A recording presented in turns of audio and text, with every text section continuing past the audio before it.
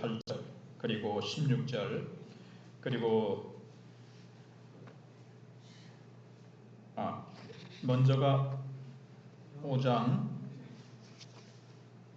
16절 17절 근데 17절부터 보겠습니다. 조금 바꿔서 크게 바꾼 건 없고요. 17절에서 20절 그리고 15장 1절로 8절 그 다음에 16절 이렇게 보겠습니다. 먼저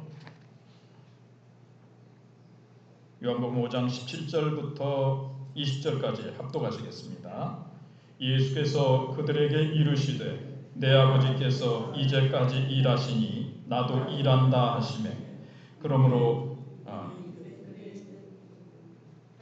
네 그냥 읽으세요.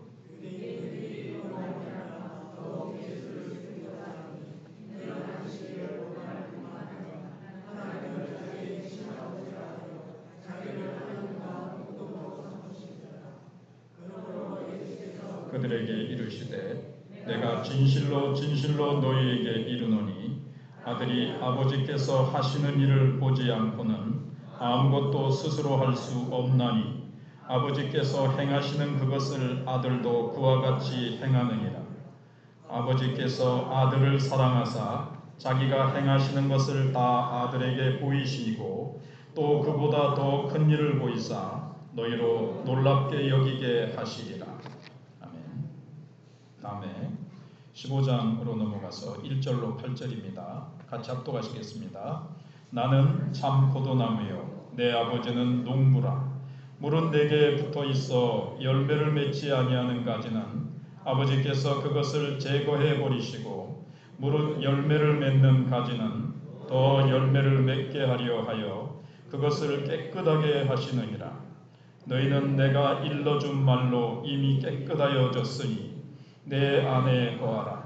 나도 너희 안에 거하리라. 가지가 포도나무에 붙어 있지 아니하면 스스로 열매를 맺을 수 없음같이 너희도 내 안에 있지 아니하면 그러하리라. 나는 포도나무요 너희는 가지라. 그가 내 안에 내가 그 안에 거하면 사람이 열매를 맺나니 나를 떠나서는 너희가 아무것도 할 수 없음이라. 사람이 내 안에 거하지 아니하면 가지처럼 밖에 버려져 마르나니 사람들이 그것을 모아다가 불에 던져 사르느니라. 너희가 내 안에 거하고 내 말이 너희 안에 거하면 무엇이든지 원하는 대로 구하라. 그리하면 이루리라. 너희가 열매를 많이 맺으면 내 아버지께서 영광을 받으실 것이요 너희는 내 제자가 되리라. 16절입니다. 시작. 너희가 나를 택한 것이 아니요 내가 너희를 택하여 세웠나니 이는 너희로 가서 열매를 맺게 하고 또 너희 열매가 항상 있게 하여 내 이름으로 아버지께 무엇을 구하든지 다 받게 하려 함이라. 아멘. 네, 오늘 포도나무의 삶 이런 제목으로 하나님 말씀을 생각해 보겠습니다. 사랑하는 성도 여러분, 우리는 모두 인생에서 열매를 맺기를 원합니다. 신앙생활에서도 마찬가지입니다.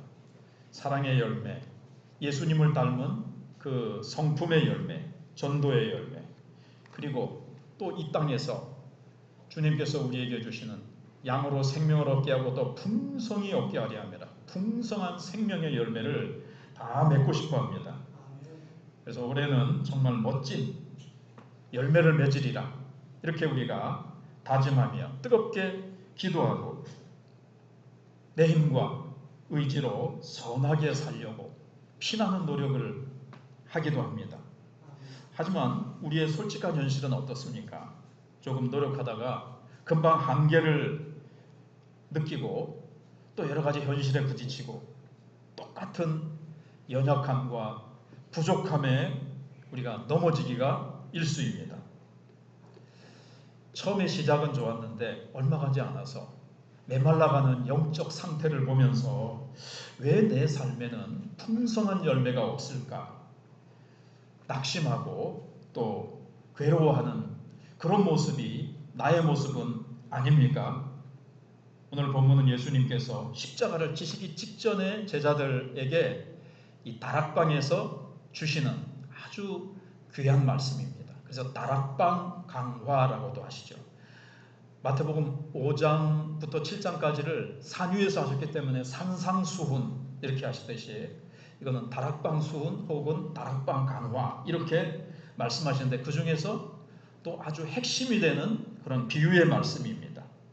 예수님은 두려움과 어떤 불안에 떨고 있는 제자들에게, 그리고 오늘을 살아가는 우리들에게 예수님께서는 인생의 풍성한 열매, 영적으로 풍성한 열매를 맺는 절대적인 법칙을 비유를 통해서 우리에게 아주 명확하게 가르쳐 주십니다. 이 비유는 들어보면 초등학생들도 쉽게 이해할 수 있는 정말 단순한 원리입니다. 그러면서도 강력한 말씀입니다. 오늘 말씀을 통해 우리가 신앙의 이 어떤 패러다임이 열매를 맺으려는 그 처절한 노력에서 예수님 안에 거하는 기쁨으로 전환되는 그런 은혜가 있기를 말씀을 받들어 축원을 드립니다. 아멘. 네, 아멘 하신 분들만 풍성한 은혜가, 풍성한 열매가 있기를 바랍니다. 네. 예, 우선 포도나무 비유에 담긴 세 가지 영적인 비밀이 있습니다. 오늘 말씀해 보시면 세 가지 주체가 등장을 하죠. 먼저는 농부 대신 하나님 아버지, 그리고 참 포도나무 대신 예수 그리스도, 예수님이죠. 그리고 예수님께 붙어있는 가지인 우리, 농부, 포도나무, 그리고 가지, 이렇게 세 주체가 등장을 합니다. 자, 이 관계 속에 담긴 영적인 비밀을 이제 생각해 보겠습니다. 첫 번째는 농부이신 하나님의 두 가지 손길이 있습니다. 먼저는 1절 2절에 보시면 나는 참 포도나무요 내 아버지는 농부라. 물은 내게 붙어있어 열매를 맺지 아니하는 가지는 아버지가 그것을 제거해 버리시고, 아버지의 손길이 첫째는 열매를 맺지 않는 것은 제거해 버리세요. 그리고 열매를 맺는 가지는 더 열매를 맺게 하려 하여 그것을 깨끗하게 하신다. 이렇게 말씀하고 있습니다. 그러니까 농부이신 하나님은 포도나무에 붙어있는 가지를 향해서 우리에게 두 가지 조치를 취하신다는 거예요. 첫 번째는 열매 맺지 않는 가지를, 이게 이제 해석이 우리나라 번역하고 원문 사이에 조금 차이가 있습니다. 먼저는 이게 이제 두 가지로 해석을 할 수가 있어요. 이 말씀 그대로 제거한다 그렇게 볼 수도 있지만, 이거를 원어를 찾아보면 들어 올린다라는 말씀이 되어 있어요. 들어 올린다. 왜 들어 올리냐 하면은 그 팔레스타인에서 포도 농사를 하면 이게 그 지역이 이제 가지가 이제 쭉 이렇게 늘어져요. 늘어져서 이게 이제 땅에 닿잖아요. 그럼 이제 가지를 어떻게 해야 되겠습니까? 땅에 자꾸 이제 땅을 향해서 자꾸 늘어지고 있으면 결국에는 열매가 맺히면 더 무거워져가지고 땅에 닿겠죠. 그러면 흙먼지와 오물 같은 게 묻으면 이게 이제 상하게 됩니다.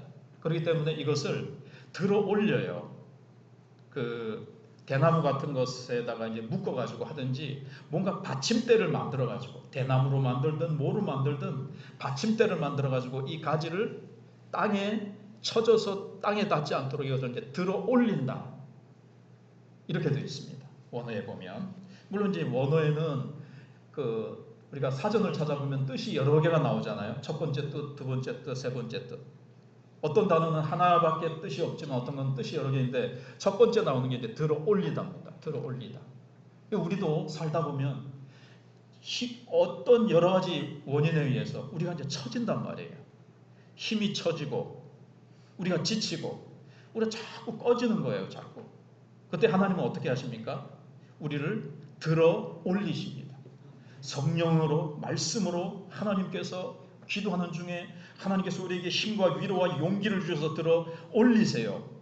예. 그 다음에 이제 두 번째도 해석을 할 수가 있어요. 두 번째로도 해석을 할 수가 있는데, 그건 좀 이따 말씀을 드리기로 하고, 열매를 맺는 가지는 깨끗하게 하신다 그랬습니다. 이제 이게 깨끗하게 한다는 것이 가지치기입니다. 그런데 이제 이게 조금 전에 잘라버리신다는 것을 여기서 같이 이제 생각을 해보려고 합니다. 자, 잘 자라고 있는 가지예요. 가지가 잘 자라고 있는데 왜 잘라버릴까요? 네. 제가 한번 인터넷에 검색을 해봤습니다. 그러니까는 프랑스나 이런 지역이 이제 포도 농사를 많이 짓잖아요. 그런데 가장 최고의 극상품을 만드는 뭐 포도주라든가 그 포도 열매가 일단은 기가 막히게 맛이 깊고 달고 막 깊은 향기가 나는, 막 근처에만 가도 막 침이 흐르고 향기가 너무 향기로운 이런 포도 열매가 돼야 뭐 그걸로 좋은 어떤 제품을 또 만들 거 아니에요. 그렇게 하기 위해서는 가지가 자랄 때 그 옆에 있는 잔가지들은 저 가지들 그 농부가 탁탁탁 자른 거 보면 옆에서 보면은 놀란답니다. 야, 저기도 그 포도가 주렁주렁 많이 맺힐 수 있을 텐데 왜 막 잘라버릴까? 아깝다. 이런 생각을 가진다는 거예요. 그렇지만 정말 가지가 많으면요, 어떻게 될까요? 영양분이 여러 군데로 분산되기 때문에 열매는 많을지 모르지만 맛은 어떨까요? 맛은 영양분이 막 분산되니까 이게 맛이 없는 거예요. 좀 떨어지는 거예요. 그러니까 물론 보통 상품은 되겠죠. 그런데 극상품으로 아주 향기가 많고 깊이 있는 포도를 만들기 위해서는 잔가지를 잘라줘야 돼요. 그 이제 아주 집중하는 거죠.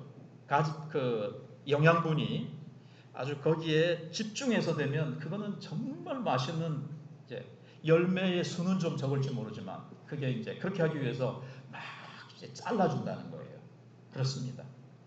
우리도 하나님 앞에서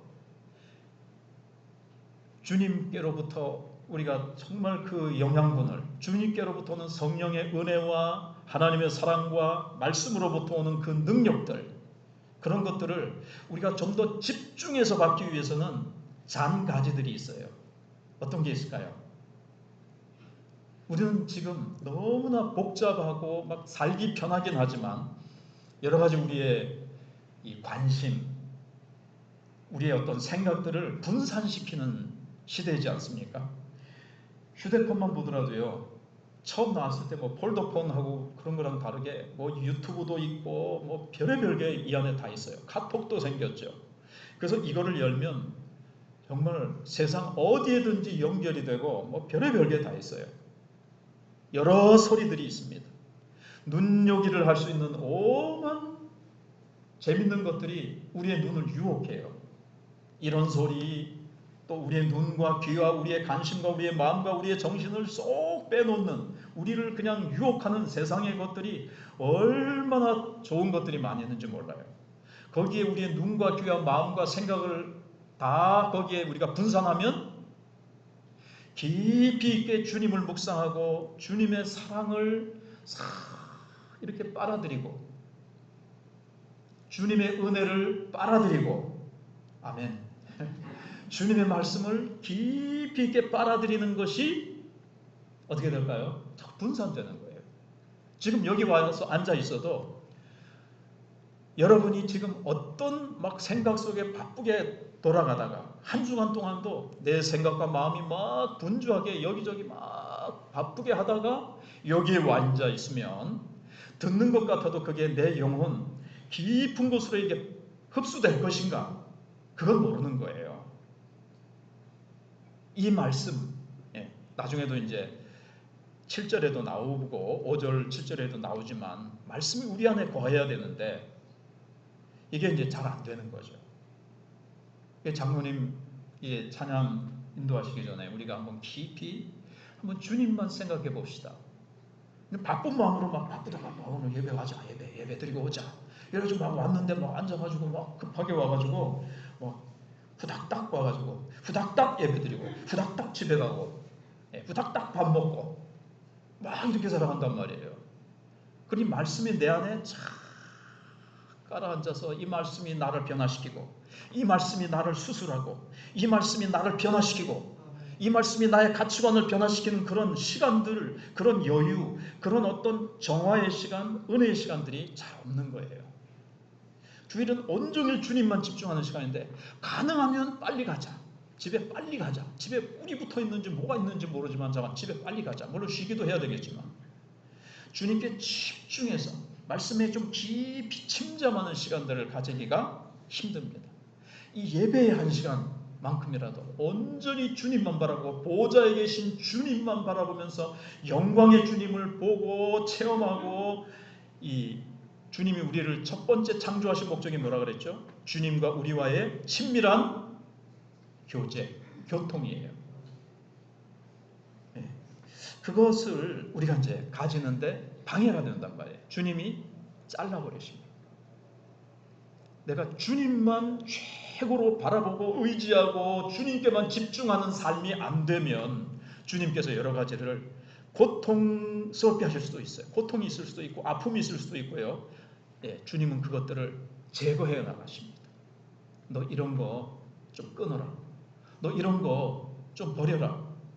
오직 주님께만, 아버지의 일에만, 아버지의 일에 우리가 동참하도록 하기 위해서 두 번째 하나님 우리를 창조하신 목적이 뭐라 그랬죠? 동력자입니다. 하나님의 일에 우리가 동참하는 거예요.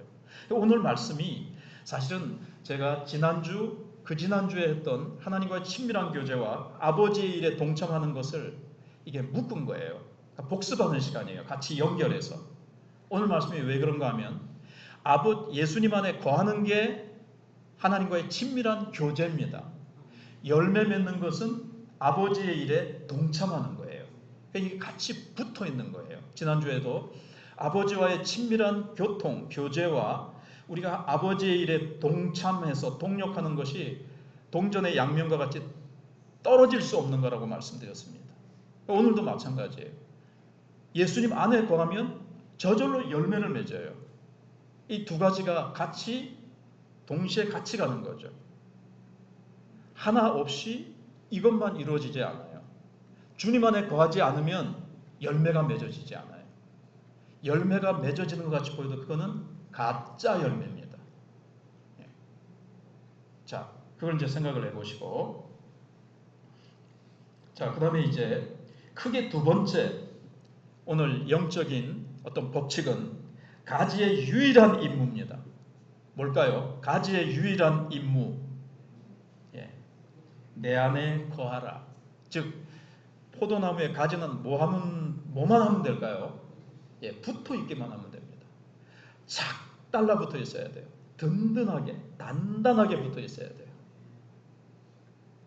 만약에 가지가 붙어 있는데, 겉으로 보면 붙어 있는데 열매가 맺히지 않는다. 문제가 생긴 거죠. 가지에 병이 든 거다. 붙어 있는 것 같지만 실제로는 자연계에는 있을 수 없지만 붙어 있는 것 같은데 가만히 보니까 거기 살짝 떨어져 있다든가 붙어 있는데 뭔가 막혀 있어요. 그래서 포도나무로부터 공급되는 이 수액, 영양분이 뭔가 막혀 있어서 죄로 막혀 있든지 아까 말씀드린 대로 여러 가지 다른 관심에 빠져 있어서 모양은 붙어 있는 것 같아. 모양은 교회 왔다리 갔다리 해. 와서 예배도 드리고 가. 그러나 예배 시간에 영광의 주님께로와 함께 누리는 이 풍성한 교통이 없는 거예요. 영광의 주님을 보고 주님의 영광의 빛과 은혜와 사랑과 능력과 위로와 풍성한 축복을 내가 받아 가지를 못하는 거예요. 왔다 가. 겉으로 볼 때는 매주 예배 잘 드려요. 심지어 교사로, 찬양대로, 안내위원으로 여러 가지로 봉사를 합니다. 열심히 하네. 주님께 붙어 있는 것 같지요? 지금 안내나 교사 이런 게 잘못하지 말라는 것도 아니죠. 그게 귀중한 건데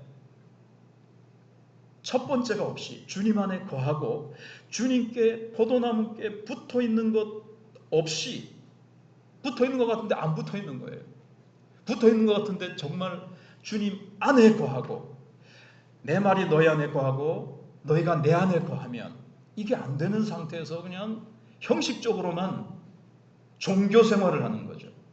거기에는 살아있는 생명이 없기 때문에 살아있는 열매, 아버지께서 영광을 받으시는 그러한 풍성한 열매가 맺히지 않는다는 거예요. 열매가 없으면 주의 일을 할 때 신나고 기쁨이 넘치고 막 거기서 어떤 생명의 역사들이 일어나지 않으면 내가 열심히 봉사하지만 이 봉사가 참된 봉사인지 지금 주님께 내가 붙어 있는지부터 점검해 봐야 돼요. 내가 잘 붙어 있는지 점검해 봐야 돼요. 봉사하는데 짜증이 나, 원망이 돼, 다른 사람이 막 믿게 보이고 다른 사람을 향해서 비판이 나오고 정죄가 나온다든가 여러 가지 그런 것들이 있으면 어떻게 할까요? 지금 주님 안에 제대로 거하는 게 아니에요. 그래서 4절 말씀에 내 안에 거하라 나도 너희 안에 거하리라. 가지가 포도나무에 붙어있지 아니하면 스스로 열매를 맺을 수 없음같이 너희도 내 안에 있지 아니하면 그러하리라. 붙어있지 않으면 열매를 맺을 수 없다는 거예요. 열매를. 너희도 내 안에 있지 아니하면 그러하리라. 그래서 가지는 무능력하다는 것을 먼저 인정해야 됩니다. 가지는 스스로 열매를 맺을 수 있다 없다? 없다는 거예요. 제로예요. 열매를 맺을 수 있는 것이. 그런데 가지가 자기가 열매를 자기의 힘으로 맺겠다고 밤새도록 막 끙끙거리고 밤새도록 막 발버둥을 치면서 막 열매를 맺을 거야. 열매를 맺을 거야. 발버둥을 쳐도 안 돼요. 여러분 지나가시다가 포도나무를 보시든가 사과나무를 보시든가 그 가지가 막 자기가 열매 맺을 거라고 막 끙끙거리고 막 비트는 걸 보셨어요? 가만히 붙어 있으면 돼요. 계속 수액을 받아들이면 사과나무는 사과 열매를, 포도나무는 포도 열매를, 배나무는 배 열매를, 대추나무는 대추 열매를 맺는 거예요. 나는 포도 열매를 맺을 거야. 자기가 막 구호를 외치고 주장을 하고 구호, 나도 한 사람 할 수 있다, 하면 된다, 해보자. 안 되네. 굉장히 어렵네 이거. 내 힘으로 하면 안 된다니까요. 어려운 게 아니라 불가능하다니까요. 너희가 오직 성령이 임하시면 너희가 권능을 받고 주님과의 기도 속에 그들이 얼마나 기도했습니까? 성령이 오시고 성령을 모시고 성령의 은혜 속에 교통하면서 살아가니까 이제 막 열매가 맺히는 거죠. 근데 포도나무를 한번 생각해 보세요. 포도나무 어떻게 생겼습니까? 쭉쭉 막 뻗었어요. 그러니까 포도나무는 뭐 자꾸 질문하면 시간만 가니까 얼마나 그냥 막 꾸불꾸불하게 정말 볼품 없죠. 그래서 이거는 제목으로 쓸 수 없습니다. 그렇다고 해서 관상용으로 야 멋지다 이 관상용으로도 안 돼요. 오직 뭐죠? 농부가 원하는 거는 열매입니다. 포도 열매. 이거는 관상용으로도 안 돼. 제목으로도 안 돼. 그럼 뭐 해야 되죠? 뗄감밖에 안 되는 거예요. 이거 밖에 버려져. 버려지고 이건 불에 사람들이 갖다가 사르느니라 뗄감밖에 안 되는 거예요. 오직 포도나무는 열매입니다. 우리도 그래요. 교회도 그렇고 주님의 몸된 교회에 지체된 우리도 오직 하나님이 기뻐하시는 열매, 생명의 열매, 예수 열매를 맺어야 돼요. 예수 열매. 돈 열매? 돈 아무리 많이 벌어도요. 하나님 앞에 거는 쓸데없는 열매예요. 이거는 하나님이 인정해 주시지 않는 열매예요. 이거는 하나님께 영광을 돌릴 수가 없고 우리가 세상에 부귀영화와 권력을 준다 한들 우리가 그것을 가지고 하나님께 영광을 돌리는 생명의 열매, 영혼을 살리는 구원의 열매, 전도의 열매, 예수님을 닮은 아름다운 성품으로 세상 사람들에게 정말 예수님의 제자구나, 정말 예수님의 제자답게 저렇게 희생하고 양보하고 섬기고 저렇게 겸손하고 온유한 그 예수님을 닮은 열매를 통해서 정말 예수님의 제자구나 라는 하나님께 영광 돌리는 열매를 맺지 못하면 우리가 가진 부귀영화 권력이 무슨 쓸데가 있느냐 하는 거예요. 그래서 아버지께 영광을 돌릴 수가 없습니다. 예수님의 제자라는 증거가 되지 못하는 거예요. 그래서 나를 떠나서는 아무것도 할 수 없다는 것은 예수님 떠나서 우리가 뭐 밥도 못 먹고 회사도 다니지 못하고 공부도 못하고 아무것도 못한다는 뜻이 아니라 정말 하나님의 영광을 드러내는 생명의 열매를 맺을 수 없다는 거예요. 우리의 힘으로, 우리의 노력으로, 우리의 의지로, 우리의 열심으로 하나님이 기뻐하시는 그 열매를 우리의 힘으로는 전혀 맺을 수 없다는 거예요. 이것을 가지가 인정해야 됩니다. 요한복음 5장 19절을 보시면 아까 뭐라고 나왔었죠? 5장 19절. 그러므로 예수께서 그들에게 이르시되 내가 진실로 진실로 너에게 이르노니 아들이 아버지께서 하시는 일을 보지 않고는 아무것도 스스로 할 수 없나니. 예수님이요, 나는 일단 요거부터 생각해보세요. 아무것도 할 수 없다고 하셨어요. 예수님이. 예수님 하나님이세요. 제2위 하나님.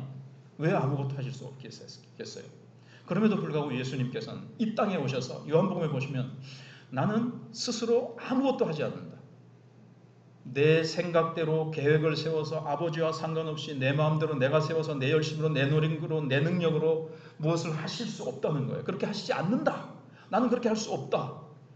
특별히 여기 보니까 아버지께서 보여주시는 대로만, 아버지께서 보여주시는 것만 하신다 그랬어요. 근데 요한복음 5장이 뭐죠? 어떤 사건이 나옵니까? 앞에 베데스다 연못가에 예수님이 찾아가셔서 몇 년 된 병자를 일으키세요. 38년. 인생의 거의 대부분을 병으로 누워있는 이 절망적이고 처참하고 자기 스스로는 베데스다 연못에 가려고 해도 갈 수가 없는 이런 절망적인 그 연못에서 가장 고참일 거예요. 38년 병에. 근데 예수님은 그를 찾아가십니다. 왜 찾아가셨을까요? 5장 19절을 보시면 우선은 17절에는 아버지께서 이제까지 일하시니 나도 일한다. 안식일날 병을 고치셨어요. 예수님도 딱 좀 절제하시고 그 다음날 고치셨으면 이렇게 공격과 지탄을 받지 않으실 텐데 안식을 범한 것 때문에 사실 십자가까지 가시는 거거든요. 그러나 예수님께서는 사람들 눈치 안 보고 내가 어떤 공격과 어려움을 당할 건가 이런 거 생각하지 않으시고 아버지께서 주일, 그러니까 안식일 날도 일하시는 거예요. 항상 아버지께서는 불쌍한 영혼, 절망 가운데 고통하고 신음하고 있는 영혼들에게 아버지 하나님께서 시선을 두시고 아파하시고 아버지께서는 거기에 마음을 두시고 눈물이 거기에 보이시고 아버지께서 그를 찾아가신단 말이에요. 예수님께서 그걸 보신 겁니다. 아버지는 어떻게 일하시는가? 언제 일하시는가? 쉬지 않고 일하세요. 누구를 향해서? 고통과 절망 가운데 있는 영혼들을 향해서. 그래서 예수님께서는 그날도 찾아간 거예요. 아버지의 마음이 그를 찾아가시고 아버지께서 어떻게 고치실까요? 아버지는 어떻게 일하십니까? 빛이 있으라 말씀으로 일하시거든요. 그러니까 예수님께서 일어나 걸어가라. 네 자리를 들고 걸어가라. 아버지께서 일하시는 대로 예수님께서 일하신 겁니다. 그러니까 우리가 어떤 것을 여기서 배워야 되는가 하면 나는 아무것도 할 수 없다. 하나님을 향해서 내 열심, 내 노력, 내 자원으로는 안 된다. 제가 한 2주 동안 그런 말씀을 드렸는데 아버지와 동력할 때 누구의 자원으로 해야 된다 그랬죠? 누구의 자원으로 해요? 그러니까 아버지께서 기뻐하시는 열매를 맺으려면 내 자원이 아니라 누구의 자원이요? 하나님의 자원으로 일한다 그랬어요. 그래서 어떤 예를 들냐면 홍해 가를 때 누구의 능력으로 홍해를 갈랐습니까? 이스라엘 백성들이 뭐 그런 거 있어요. 배 타고 아니, 날라서 아니, 바가지하고 바켓을 갖고 가지고 물을 다 퍼내가지고 건넜습니까? 아니죠. 하나님의 능력으로 홍해가 갈라지듯이, 물론 그렇다고 우리는 아무것도 안 하고 내 노력, 내 힘, 뭐 내 물질 이런 거 전혀 안 하고 하나님께서 다 하신다는 게 아니죠. 하나님께서 내게 주신 것들이 다 아버지께서 주신 거죠. 무엇보다도 내 자원, 내 노력, 내 힘, 내 것으로는 안 된다는 것을 알고 내 노력으로, 내 자원으로는 아버지께서 원하시는 열매를 맺을 수 없다. 이거를 철저하게 인식하고 인정하는 것이 필요합니다. 다 내려놔야 돼요. 내 것을 다 비워야 돼요. 그래야 아버지의 말씀이 나를 들어 쓰시고 나를 통해서 말씀의 능력이 나타나는 거예요. 근데 내 힘, 내 자랑, 내 어떤 열심, 내 노력으로 뭔가를 해가지고 뭔가를 내가 보여주겠다.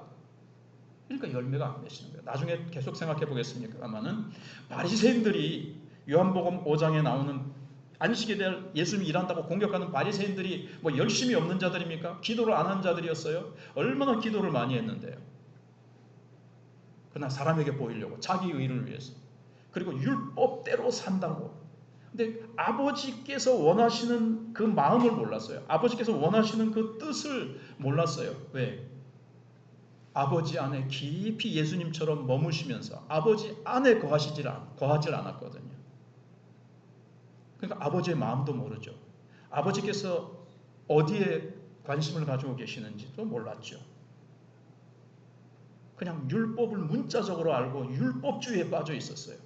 예수님께 아버지 하나님의 생명에 붙어 있는 것이 아니라 율법이라는 문자에 붙어 있는 거예요. 그리고 종교적인 열심, 종교적인 의식, 종교적인 행위, 그들이 금식을 안 했습니까? 11조를 안 했습니까? 기도를 안 했습니까? 구제를 안 했습니까? 다 했어요. 근데 그거는 종교적인 형식일 뿐이에요. 그걸로는 열매를 맺을 수 없습니다. 예수님은 새벽마다 마가복음 1장 35절대로 새벽 미명에 예수님께서는 기도하러 가셔서 깊이 아버지 하나님의 음성을 듣고 아버지께 말씀드리고 아버지께서 오늘 어디로 내 발걸음을 옮기기를 원하시는지를 듣고 아버지께서 보여주시는 대로 아버지께서 들려주시는 대로 행하셨어요. 베드로가 찾아와가지고 예수님, 사람들이 예수님을 찾습니다. 나는 다른 지역에 가서 또 복음을 전해야 하리니 내가 전도하기 위해서 내가 왔다. 그래서 다른 지역으로 갔어요. 사람들의 필요에 의해서 움직이지 않으시고 사람들의 어떤 유행과 그 물결에 예수님은 휩쓸리지 아니하시고 아버지의 음성을 듣고 아버지께서 보여주시는 대로 예수님께서는 가셨다는 거예요. 자기 생각, 환경에 의해서 예수님께서는 아무것도 해서는 안 되고 할 수도 없는 분이셨다는 거예요. 물론 하실 수 있죠. 근데 하실 수 없다는 것은 나는 결코 그렇게 하지 않고 아버지께서 보여주시는 대로 아버지의 뜻을 향해서만 움직이겠다는 거죠. 그래서 뭐가 있어야 돼요? 예수님 안에 우리가 먼저 머물러야 돼요. 먼저 예수님 안에서 내 말이 너희 안에 거하면 예수님의 말씀이 그래서 붙어 있는 겁니다. 제가 중간에 이제 마음이 막 이렇게 하다 보니까 뒤에 것까지 미리 땡겨서 하느라고 막 말이 좀 이렇게 어그러지긴 했습니다만은 그래서 여기 다시 차근히 좀 정리를 해보면요. 여기 내 안에 거하라 그랬잖아요. 거하라. 붙어 있는 게 이게 헬라어로는 머물다입니다. 머물다. 살다. 떠나지 않다. 전에도 잠깐 몇 번 말씀드렸는데 방문이 아니라는 거죠. 방문. 제가 여러분 가정에 신방할 수 있습니다. 방문을 합니다. 근데 방문은 어쩌다 한 번 가는 거예요. 일주일에 한 번씩 만나는 게 있어요. 일주일에 한 번씩 데이트하죠. 결혼하기 전에 데이트하잖아요. 데이트가 아닌 거죠.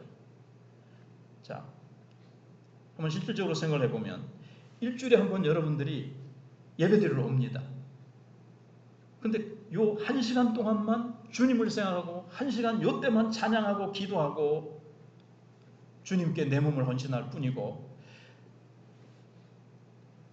예배당 문을 나서면서부터는 일주일 동안 주님과 상관없이 주님 생각도 안 하고 주님께 관심도 없고 주님의 일이 뭔지도 관심도 없고 그냥 1시간만 주님 잠깐 만나 뵙고 방문하고 요 1시간만 주님께 잠깐 있는 거예요. 그리고 나머지 시간은 전부 다 내게 내 마음대로 내 행복을 위해서 살아간다. 그게 아니라 한마디로 결혼하면 어떻게 하죠?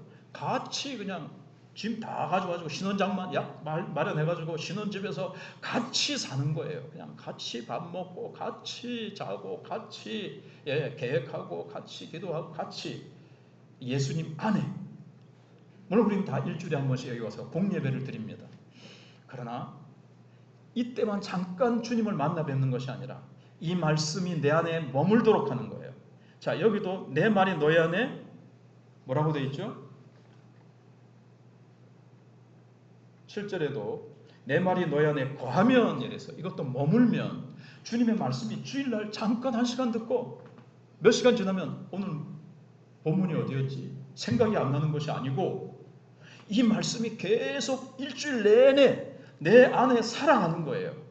이 말씀이 나를 변화시키고, 이 말씀이 내게 힘이 되고, 이 말씀이 내게 위로가 되기도 하고, 이 말씀의 영양분이 내 영혼의 골수 깊은 곳까지 스며드는 거예요. 내 영혼이 그것을 사모해서 빨아들이고 그 말씀의 능력으로 내 성품이 변화되고 내 가치관이 변화가 되고, 이 말씀이 계속 일주일 동안 내 삶 속에서 계속 살아 움직이며 돌아다니며 내 뼈가 되며 살이 되며 피가 되며 머리카락 끝까지 말씀이 침투되어서 내 전 존재가 말씀에 장악되고 말씀에 사로잡히는 거죠. 이걸 말씀하는 거예요. 그래야 열매를 맺힌다는 거예요. 그래서 예수님께서 5절에 한 번 더 세기를 받으시죠. 나를 떠나서는 너희가 아무것도 할 수 없습니다. 이거를 잘 붙들어야 돼요.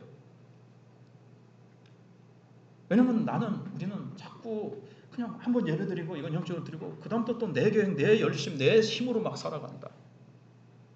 그러니까 삶 속에 신나는 생명의 능력이 없고 날개를 단 듯이 신나게 그냥 생활을 하지 못하고 내 힘으로 발버둥 치면서 열매를 맺어버리라 하는데 안 되는 거죠.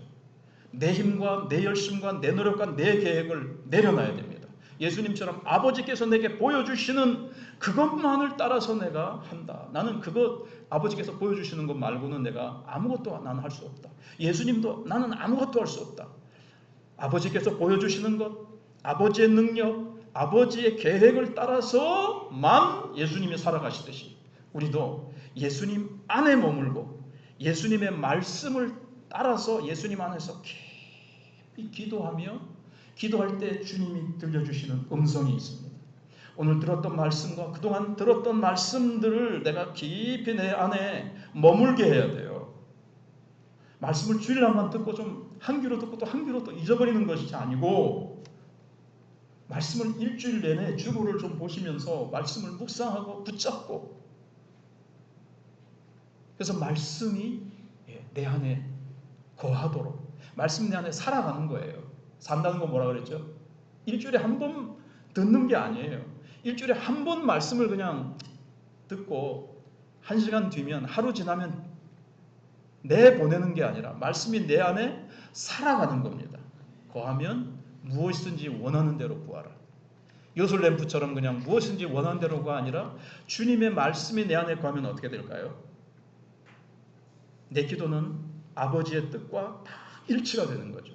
말씀을 통해서 아버지께서 보여주시는 거죠. 말씀에는 뭐가 있습니까?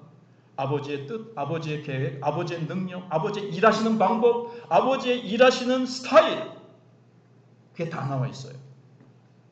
그러면 내 방법, 세상 방법, 인간의 방법, 형식주의, 율법주의, 내 의, 나를 드러내려고 하는 것들 다 그런 것이 아니라 아버지의 뜻, 아버지의 계획, 아버지의 능력, 아버지의 방법, 홍해를 가르시고 다윗 가운데 역사하셨던 하나님, 아브라함의 생애 가운데 역사하셨던 하나님 어떻게 일하시는지가 다 이제 말씀을 통해서 보여줘요. 아버지께서 보여주세요. 그래서 말씀을 봐야 돼요. 말씀을 봐야 돼요. 성경을 창세기부터 요한계시록까지 관통하도록 읽고 또 읽어서 아버지의 뜻이 무엇인지, 아버지의 계획과 아버지의 마음과 아버지께서 우리를 통해서 어떻게 일하시려고 하시는지를 좀 창세기부터 요한계시록에 관통하면서 좀 다른 것은 다 꿰고 있으면서 드라마 쫙 꿰고 있으면서 성경을 좀 꿰시면서 아버지의 뜻을 따라서 그 말씀이 내 안에 가고 그 말씀을 붙들고 기도하고 그 말씀대로 되려면 뭐가 필요하죠? 오늘 말씀은 믿음. 근데 끝에 한 가지. 자, 그렇게 아버지 안에 머물러야 돼요. 휴대폰이 요즘 얼마나 기능이 좋습니까? 그러나 이거를 여러분 잘 때 보통 뭘 하죠? 플러그인해서 충전을 시킵니다. 이 안에 별의별 기가 막힌 기능이 있어도 배터리 떨어지면 어떻게 돼요? 고철덩어리요, 플라스틱 판때기일 뿐입니다. 근데 충전을 시키면요, 100% 충전되면 어떻게 되죠? 안에서 뭐 별걸 다 할 수 있어요. 이걸로. 그와 같이 우리도 하나님 앞에 보호자 앞에 나가서 기도하고 엎드려서 주님의 음성을 듣고 아버지께서 내게 보여주시는 것을 붙들고 그대로 순종하리라고 주님 앞에서 그렇게 예수님처럼 살아갈 때에 우리도 예수님 포도나무 되신 예수님께 딱 붙어 있어서 나는 아무것도 할 수 없다는 것을 깨닫고 내 힘과 내 자원과 내 방법과 내 계획을 내려놓고 아버지의 뜻을, 아버지의 말씀을, 아버지의 계획을, 아버지의 마음을 알고 예수님처럼 가장 절망하고 있는 영혼들, 어둠 가운데 신음하고 있는 저 영혼들을 말씀으로 일으키는 그러한 권세 있는 삶, 생명의 열매를 맺으실 수 있기를 바랍니다. 16절 말씀을 끝으로 한번 볼까요? 한번 다 같이 15장 16절이죠. 시작. 너희가 나를 택한 것이 아니요 내가 너희를 택하여 세웠나니 이는 너희로 가서 열매를 맺게 하고 또 너희 열매가 항상 있게 하여 내 이름으로 아버지께 무엇을 구하든지 다 받게 하려 함이라. 아멘. 하나님이 우리를 창조하시고 택하신 목적 두 가지. 첫 번째가 뭐라 그랬죠? 하나님과의 친밀한 교제. 두 번째는 하나님의 일에 동력하고 동참하는 것. 자, 여기도 우리를 왜 택하셨다 그랬어요? 가서 그랬습니다. 너희는 가서 모든 족속으로 제자를 삼아 아버지 아들과 성령의 이름으로 세례를 주고 너희는 가서 모든 족속으로 제자를 삼으라. 거기도 가라 그랬어요. 너희는 만민에게 복음을 전하라. 가야 되는 거예요. 가서 세상 속으로 가서 주님이 우리를 초청하시는 주님의 사역의 현장에 가서 뭘 해요? 택하신 목적이 열매를 맺게 하는 거예요. 근데 주님 안에 내가 풍성히 거하면 깊이 보좌 앞에 엎드려서 기도하면서 주님의 음성을 듣고 계속 반복입니다만 주님 안에 깊이 머물고 주님께 착 달라붙어 있어서 주께로부터 오는 온갖 하늘의 에너지와 영양분을 성령의 생수를 내가 깊이 흡수하는 거예요. 그 시간이 있어야 돼요.